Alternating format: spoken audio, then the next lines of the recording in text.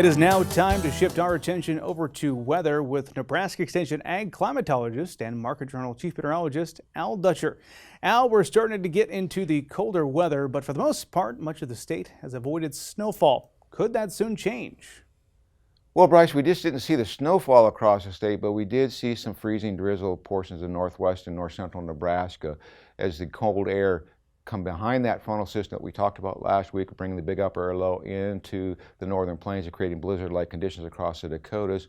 Further to the east of the front, of course, we've seen the warmer temperatures and near record to record temperatures across portions of eastern Nebraska as temperatures moved up into the mid to upper 70s. So when you looked at from front of the front and behind the front, anywhere from a 35 to a 50-degree temperature change over about a 30-mile stretch. So a pretty impressive cold front. This would have been the springtime. Probably when dealing with some pretty significant severe weather. We just didn't have the upper air support to push off that type of conditions into the fall period. More importantly, we do have a couple more systems that are going to be moving through this troughing pattern that's going to establish itself over the central United States with this cooler air. The biggest question is, where will those systems go and how will they impact Nebraska? And right now it doesn't look very promising, but things can change, so keep an eye up on the weather. We'll try to give you the latest in terms of where we think things are going to go. So in terms of today, we're looking at the about upper air trough. We got a northwest flow on the backside. It's going to keep us reinforced with some cooler air. We're dealing with a little bit of cloud cover, but mostly it's just going to be a very cool advection into our region. And then this system will move off toward the east and allow some of these systems to the west of us to start progressing toward our area. So as we go into tomorrow, we see that the trough finally starts to weaken over the Great Lakes. Another piece of energy is going to rotate around the backside of this trough and bring us a reinforcing shot of cool air. But as we go into tomorrow, we're going to see a little bit warmer temperatures than we've seen today.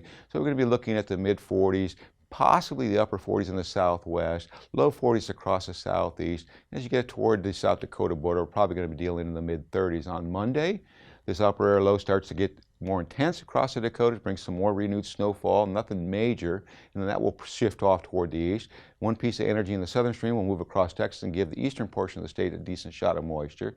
Then we pay attention to the upstream trough that will come in later into the week.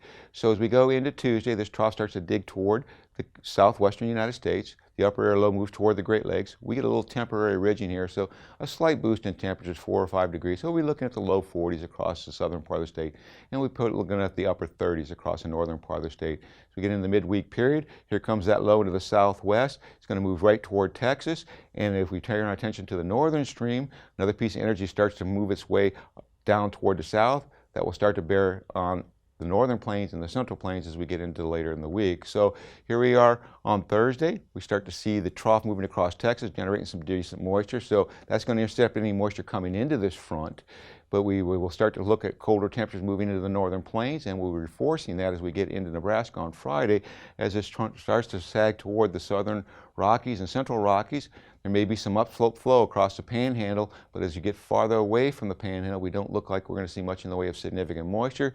So if we're going to see accumulations with this system at this point in time, it looks to be primarily the Nebraska panhandle and the areas just to the east of the Rockies in Colorado and in Wyoming. Now as we look even farther from next Thursday following Tuesday, we keep that cold air in place as we get reinforcing shots of cold air. And in terms of precipitation, looks like drier than normal conditions from the southwest up through Iowa, and most of the Pacific Northwest is wetter than normal.